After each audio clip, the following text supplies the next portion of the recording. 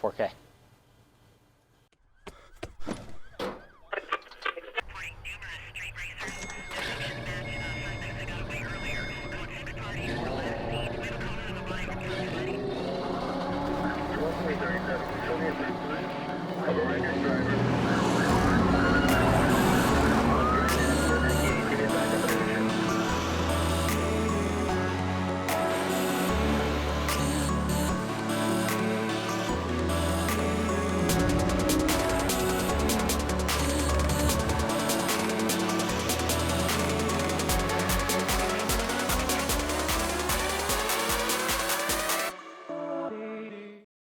What's going on, guys? Welcome back to the channel.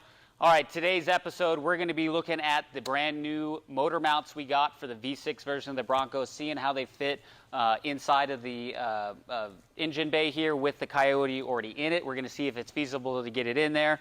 Depending on how that goes, we're going to move on to just constructing the engine mounts on the motor side as well. We got some more parts coming in today or tomorrow for that. So we'll be looking at getting some mounts set up there, seeing how everything spaces out on both sides with the exhaust headers, the starter, and a lot of the other accessories near the front. So yeah, so that'll be the main focus of today's video. Beyond that, we're going to be tidying up a few other things here, looking at routing for the exhaust. We got tons of exhaust parts all ready to go for that, but otherwise we're going to be doing some fitment checks. We'll probably get the motor out again this episode and get in some additional heat shielding, throw back in some of the other covers and so forth, and get this thing as much ready as possible to make sure that there's no clearance issues, anything like that. And then we're also going to be showing a little bit of our work on the electrical, the big deal for this project. So yeah, go ahead and stay tuned, and let's see how these motor mounts fit. All right, guys, so we got the V6 mounts in from one of the Ford part dealers. You can see the part numbers there. So off the bat, these are way bigger than we were thinking they would be. We thought, at least based on the picture, we didn't actually see a physical picture because they're such new parts, given the newness of the vehicle. But regardless, these isolators are, well into 3-inch diameter, probably around 4 to 5 inches here in width. And so I am skeptical that they will fit inside of the engine bay with the Coyote, specifically because of how we moved the engine back. So what we're going to go ahead and do now is get them into the car, see how they look on the passenger and on the driver's side. It's pretty hard to see out here on the front, but we do have, it looks like, enough clearance to at least try and get one in. So let's go ahead and see how these guys fit. All right, guys, we're under the car now looking at these original V6 mounts here, seeing if they would at all work for the Coyote swap. And as we thought, they are just too freaking big. And so you can see here, I can't get it all the way in, but at least partly way in, you can just tell physically how large the mounts are. Although it seems like you could get it in with the motor if we lifted it up a little bit here. The amount of clearance that would specifically be on this side, right behind the AC compressor, we'd never be able to get the fork piece for the attaching mount from the motor onto it. And it may actually interfere with it on this side. This is the much larger mount. The passenger mount over here is definitely more obscured. It's much harder to see. You can kind of see the mount holes right here that we used to take out the original mount straight ahead. And so you follow that along, the mount would kind of go right up in here. Definitely clears our headers fine, the original mount location, but the mount, given this front differential being a passenger drop, is just too much in the way. So again, likely the passenger mount would fit, but it really pushes it forward.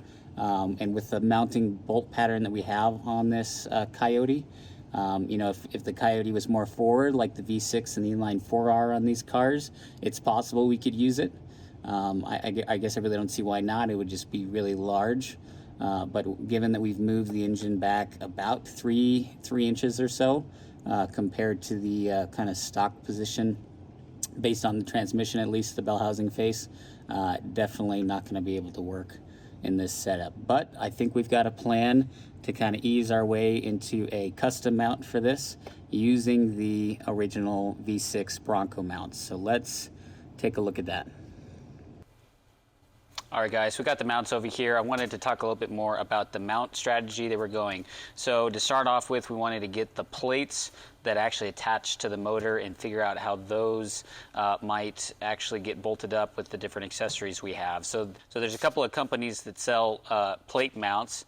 We've kind of went ahead and just taken some 1/4-inch foam board to see how an existing design might fit up in relation to something like these mounts. We ended up finding somebody to plasma cut some steel for us, so those are coming in shortly. Otherwise, the remaining sections, like the forks that ultimately attach to the sides of this isolator, are the key that we have to get, as well as what holds up the isolator itself, since we're not going to be able to use these guys. So I think what the plan is now is we're going to probably reuse the bottoms of these existing Ford mounts, clean those up, take off the welds, clean them up, and then mount a new isolator. But potentially this is an isolator, but these are pretty big. So we went ahead and ordered, as a backup plan, some polyurethane mounts, a little bit smaller, with a 5/8 center hole that we can weld onto a new arm bracket for the bottom of the mount. And then the other mounts, we've got these plates plasma cut, and then it's just a matter of the fork that fits within that notch. And so we've got some pieces of steel coming. I'll probably be showing you guys that next here once we get them in. But otherwise, that's kind of the plan. The real tricky part is getting the angle and then the position of this correct so it doesn't interfere and it gives us correct adjustment. So I wanted to talk a little bit about the adjustment. The plan for the adjustment, I think what we're looking at now, so the plates themselves will have horizontal slots, probably 3 bolts with horizontal slots moving in this direction. So it's really just 2 slots because 2 of them will be in line on both sides, and that'll give us adjustment front to back of the vehicle. And then the height adjustment, we're going to go ahead and just use shims, much like we're doing with the transmission mount. Shims either on the top or on the bottom of this to be able to move up the Z-axis of the engine. We really don't need to move too much. It's probably going to be in the order of 1/2 inch or less, plus or minus. So that's kind of the plan there. But really the adjustment front to back is what we were looking for fine tuning. So we'll have slots, like I said, going horizontal on both of these plates when we get them in. And then the brackets that we'll mount, we'll kind of put squarely on both sides here, and that will allow adjustment. So we've got some initial measurements on where we think center is with the motor already in the car. But then we'll probably have about 1 inch of movement front to back, maybe 3/4 of an inch. To be able to get it just tuned perfectly with the mounts in there. So that's the plan. We'll be pretty much either cutting them out by hand from our 1/4-inch steel, or we've got access, like I said, to a plasma cutter. So that's the plan for getting those in. Once we have the pieces of steel, we'll kind of mock it up. We might cut out some more foam pieces to support that, but then we'll just go ahead and MIG weld them all together, get them painted, get them in the car, and that'll be the plan for the front mount. So let's go and get to it. All right, guys, so I wanted to revisit the angle and the axes of the engine in the Bronco. So we've been playing around here off camera, just trying to get it perfectly set up now that we got that trans member on. So I've been playing around to see how the front of the motor should be angled properly to get the V just perfectly level within the car. So I've got a level spanning both sides of the frame rail, and it is tarred at 0 right now. And so then we find a nice flat spot on the actual motor itself, and you can see we have gotten it dead on level with the entire frame. And so that's what we're looking for right now. We just have a wedge over here marking what the distance is, but we're going to pull that distance off, and that'll ultimately be the adjustment that we need to get everything level in the vehicle. We know we're already pretty much to dead line in the center. So that's good, and then angle-wise we should be pretty good. That one's not as critical. And then the angle down is definitely the last part we showed you guys. We were about 3 degrees with the cross member right now. That might change a little bit. I think we're right around 2.5 to 3 degrees. We may go up a little bit more just so that we can clear a few things like the steering, the frame over here with the exhaust header, and the sensor for the oil pressure. Those are the 3 points that are close with the exception that there's one more, which is in the back of the motor right here. We think we are going to try and make some adjustment to the firewall in order to get that one fit, because that one's nice to be able to push the motor back about a ½ an inch. Clears up some space on just about all three of these. But having that allows us to make sure there's plenty of oil pan gap. Right now, I think it's right around a ½ an inch to 3/4 of an inch of the oil pan. But definitely, if we can move it back just a little bit, we can. So we're going to play around with that. But at least right now, everything is looking really good in terms of all the axes of the motor with all of the main components like the exhaust, the alternator, and the last part here is these front mounts, which obviously control all of that. So let's go ahead and get back to the mounts. All right, guys, so we decided we're going to go ahead and take the motor out. Now that we've seen how the original V6 mounts fit in here, we're going to go ahead and take the motor out so that we can start playing with some of the other stuff. And in the meantime, we're getting the parts in for those mounts, and we're going to go ahead and do some fabrication on that with the motor outside of the vehicle.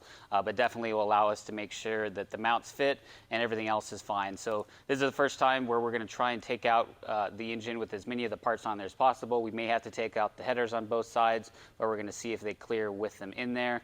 It's certainly easier to take it out with the transfer case not attached to it, but again, it's not the end of the world. So what we're going to go ahead and do, like we've done many times before, get it mounted up to the engine hoist, drop the back of the transmission from our new cross-member mount, and support that on the floor jack right now, and then just, lift it out, get it back on the stand, and start looking at those mounts. So hopefully you guys will be able to see the new headers and everything a little bit better.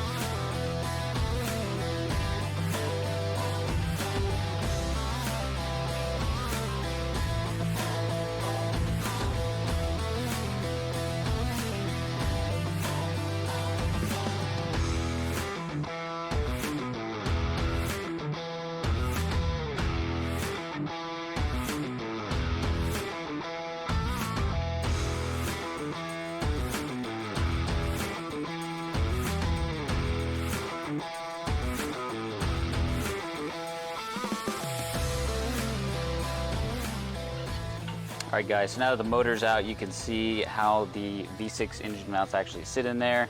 The angle and the positioning is definitely very different than what I was expecting on the V6, but certainly they figured it out how to make it. Like I said, we'd probably be able to get these to work as is if the motor wasn't moved back further into the tunnel, but given how the V8 sits now, how it lines up well with everything, we definitely not going to be able to use those as is. So I think what the plan we're going to go ahead and do is take off the bottom parts of these brackets and harvest that so we don't have to remake that part, and then weld on a new section.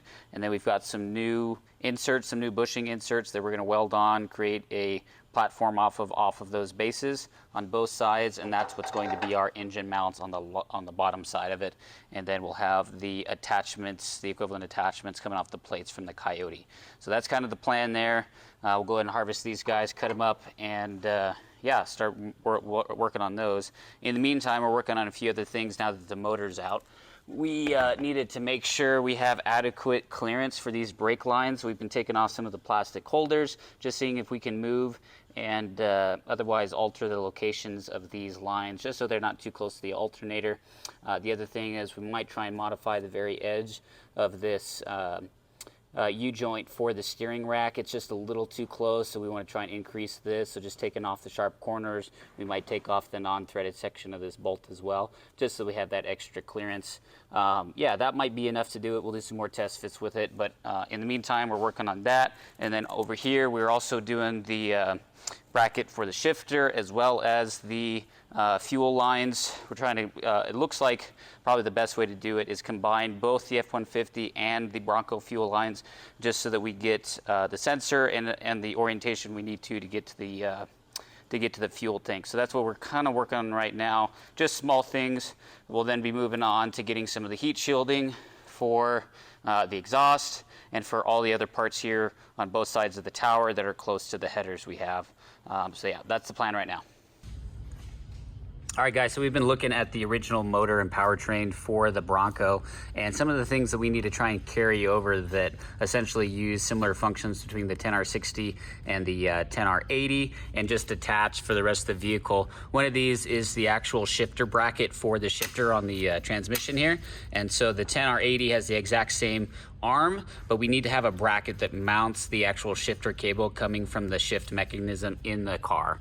And so what we're going to try and do here is I think we're going to have to modify it, because these, unfortunately, these two bolt holes I believe don't exist, but some other bolt holes on the 10R80 casting do. So we're going to see if we can modify this in some manner to essentially retain the same angle and everything with the shifter mechanism. And that's kind of the whole point of trying to take this bracket off. Some of the other things, we got a vent line for the transfer case. We'll probably make one of those ourselves. We won't take it off this guy. And then some of the fuel lines, we'll end up using those from the F-150 that we have left over. We may have to make some weird connections here to ultimately come down in the same manner, but otherwise that's not too big of a deal. But yeah, we're just kind of going through the motor and seeing what other things we need to pull off of it or mimic in a manner on the 10R80 F-150 powertrain over here. So let's go ahead and look at the bracket.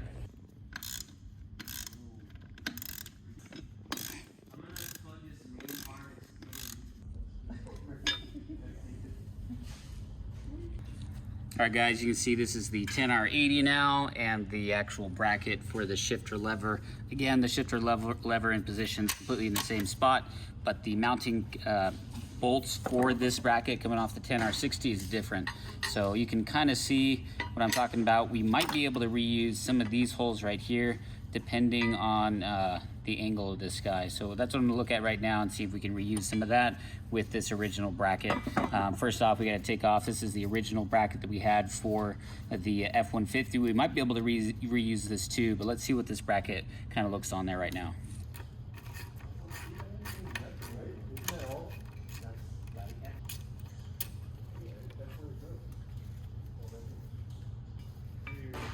Oh, is that what you told Trip? John can't do nothing.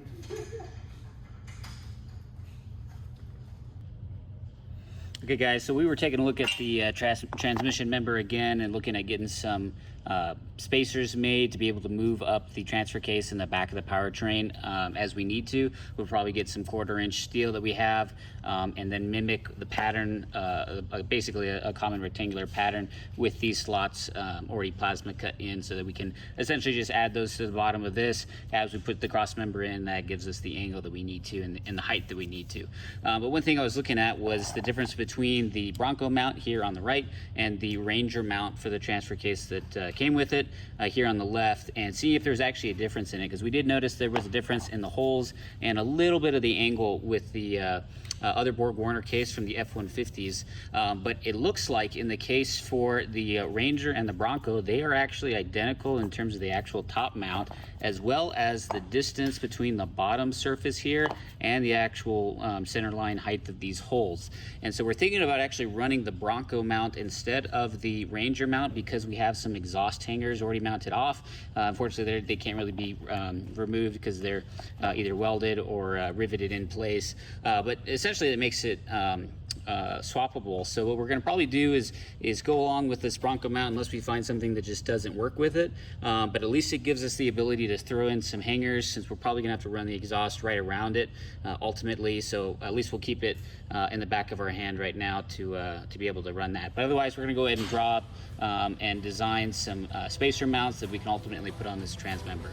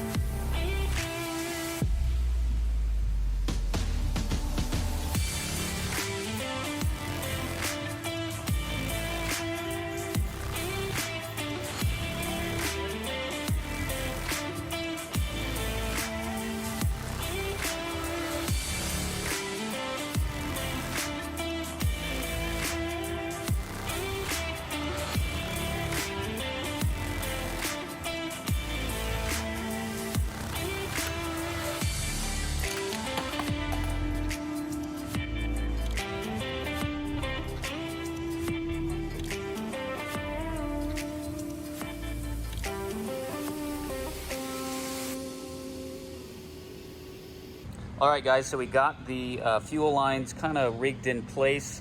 Basically, we've combined the Coyote stock F-150 fuel line rails, the PCV, I'm sorry, not the PCV, the evap from the canister, and the actual fuel line there in silver to the Bronco fuel line so that we retain that sensor.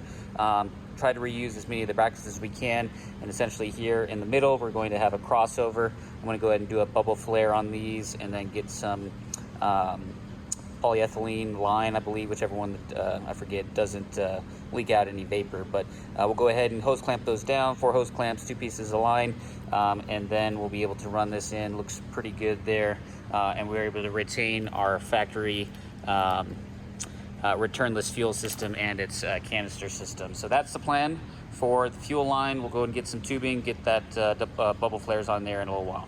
What are you doing right now, Joe? Stock 1.6. What are we doing right now?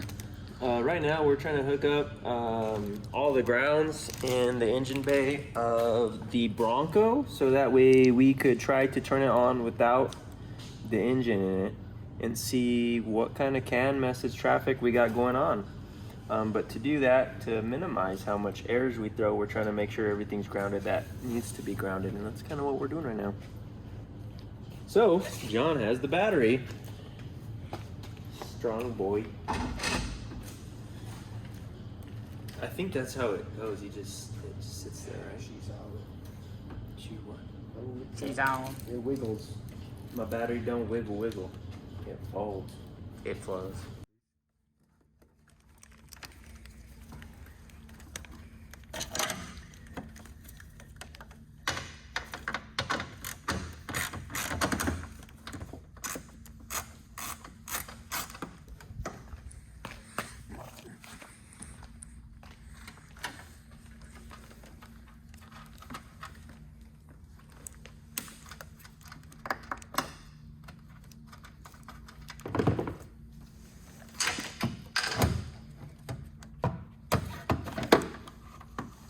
Baby. That's easy. This thing is tiny.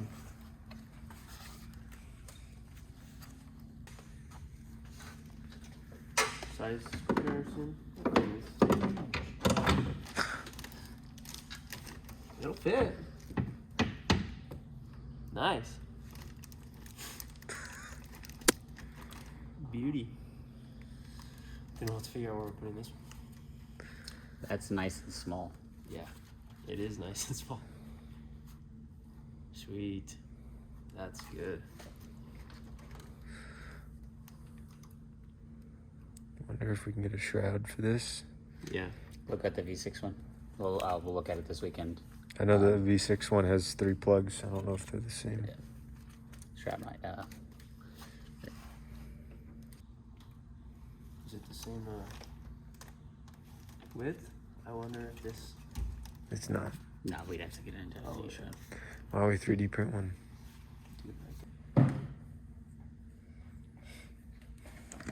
Okay, well that makes it feel a little bit better.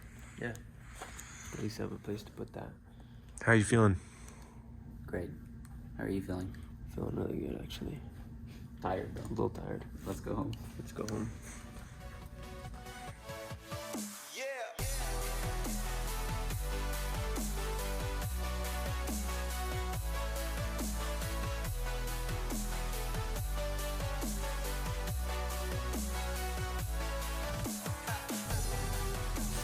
Where?